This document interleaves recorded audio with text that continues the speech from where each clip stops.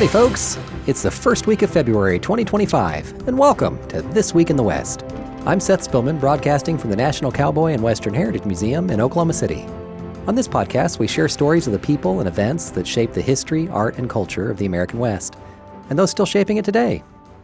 It must have been a strange and confounding sight for those pioneers, native peoples, and soldiers living in the Southwest in 1857. Coming over the horizon, kicking up dust, was a column of men, wagons, and animals. Leading the way was former Navy lieutenant and adventurer Edward Fitzgerald Beale and 25 camels. The United States Camel Corps and the trail cut through the country were just two of the notable chapters in the life of Beale, who was born this week, February 4th, 1822. Who was Edward Fitzgerald Beale? Well, he was a multifaceted frontiersman who was a war hero, explorer, spy, diplomat, and rancher. He had a hand in the gold rush, and he helped create the trail that eventually became the path for Route 66. Historian and Beale biographer Gerald Thompson wrote, "Beale successfully pursued a personal El Dorado of adventure, status, and wealth. In doing so, he mirrored the dreams of countless Americans of his day." We'll circle back to the camels. Decades before, Beale spent his teens and 20s in the Navy, visiting ports around the world, including Europe, Russia, South America, and the Caribbean. In 1845, Beale turned spy, visiting Great Britain in disguise to find out more about British intentions in the Oregon Territory. He reported back to President James K. Polk and then hopped on another ship, which eventually made its way to California amid the Mexican-American War. Beale served with forces on land during the Battle of San Pasqual, sneaking through enemy lines, along with Kit Carson, to rally reinforcements for the American troops. He was hailed as a hero. He received even more recognition in 1848 when he again disguised himself for a secret mission in Mexico and California to find proof for the government that gold had indeed been discovered. Which leads us back to the camels. Given his past successes in 1857, President James Buchanan chose Beale to lead a survey of the Southwest with the goal of building a road between Fort Defiance, Arizona, and the Colorado River on the California border. Taking the camels was part of an experiment being done by the U.S. Army to see if the animals would be beneficial in expansion across the plains and deserts of the West.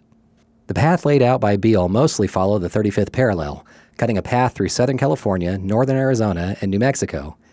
Beale eventually worked to extend the road all the way east to Fort Smith, Arkansas. Through the 1860s and 70s, what became known as Beale's Wagon Road became a popular passage for settlers heading west. Soon the railways ran parallel to it, including the Santa Fe. Then it was traced by Route 66 and eventually today's Interstate 40. Parts of the original Wagon Road are still visible today. Again, Thompson writes of Beale's legacy.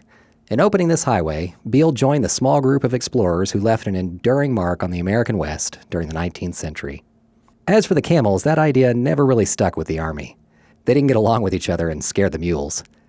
By the time of the Civil War, the more than 100 camels at Camp Verde, Texas, began roaming through the wild. Some were rounded up and sold. The last camel was seen there in 1875. Beale returned to California in 1865 and 66 and bought up land once home to the Army's Fort Tejon. Altogether, he amassed a 270,000-acre spread called Tejon Ranch, which became the largest privately held area of California. He even bought some of those Army surplus camels to graze on it. The ranch land remains intact to this day, held by a publicly traded company. He also bought the Decatur House in Washington, D.C. Located across the street from the White House, it had been the residence of several Secretaries of State.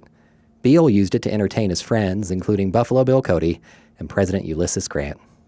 President Grant gave Beale his final adventure, appointment as the ambassador to Austria-Hungary. Beale shared his tales of Western daring-do with his European hosts during his year in the post. Beale returned to the U.S. and retired to Washington. He died there in 1893 at the age of 71. And with that, we've blazed the trail through another episode of This Week in the West. Our show is produced by Chase Spivey and written by Mike Kaler. Follow us and rate us on Apple Podcasts or wherever you hear us. That'll help us reach more people. You can follow us on social media and online at nationalcowboymuseum.org. Got a question or suggestion? Drop us an email at podcast@nationalcowboymuseum.org. We leave you today with some words from the San Francisco Newsletter newspaper, writing about Beale's appointment as an ambassador. Beale took bigger risks, showed more endurance, underwent more trying hardships than any other man, whether in the Army or out of it. He outscouted any scout and outrode any mail rider we had in the service. He showed himself an Iron Man, put up with steel springs and whalebone. Much obliged for listening, and remember, come find your West here at the National Cowboy and Western Heritage Museum.